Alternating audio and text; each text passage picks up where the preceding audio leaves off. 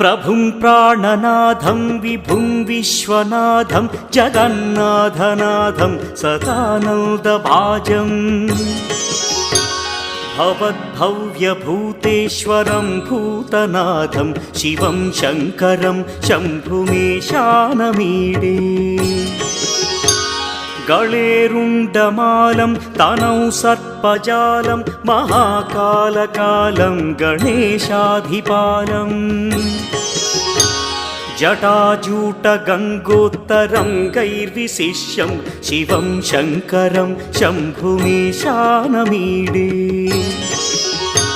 मुदामाकरं मण्डनं मण्डयन्तं महामण्डलं भस्मभूषाधरन्तम् अनादिं ह्यपारं महामोहमारं शिवं शङ्करं